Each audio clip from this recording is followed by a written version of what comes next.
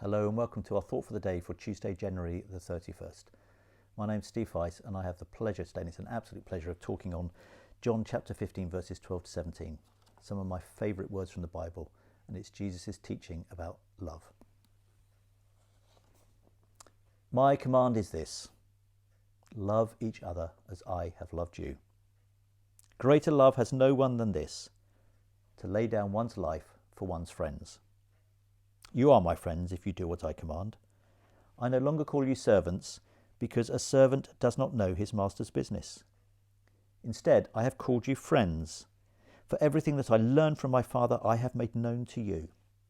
You did not choose me, but I chose you and appointed you, so that you might go and bear fruit, fruit that will last, and so that whatever you ask in my name, the Father will give you.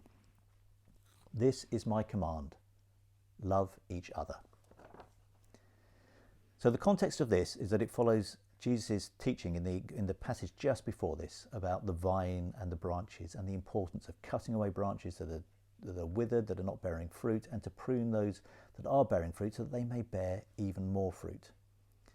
So this is about love in the context of something bigger than just ourselves, bigger than our nuclear families, bigger than just ourselves, but our church family in its broadest sense.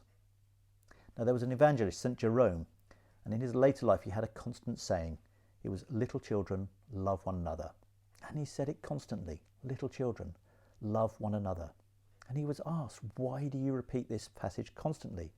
And he said it was because it is the commandment of the Lord, and the observance of it alone is sufficient.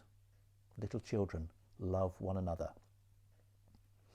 Now, Jesus' choice was to lay down his life for us, the ultimate sacrifice, giving one's life for one's friends.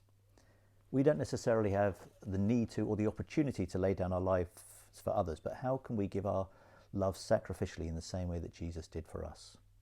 There are lots of ways we can do this. We can do it by listening to somebody, giving them the time that they need to share what they're going through, by helping them practically, by encouraging them at difficult times, by giving of our resources, but most importantly by supporting them, being the rock that they need at times of difficulties. So to give sacrificially is important in the way that Jesus did, but what we must do is we must do it selflessly. We mustn't begrudge that effort. We mustn't look for thanks or look for anything at all in return. This is a really tough ask, but nothing like God asked of Jesus, to give his life for us, to die in agony on a cross for us. So my question for today, my thought for today, is who do we know who needs our love today? And how are we going to show that love to them? Amen. Have a great day.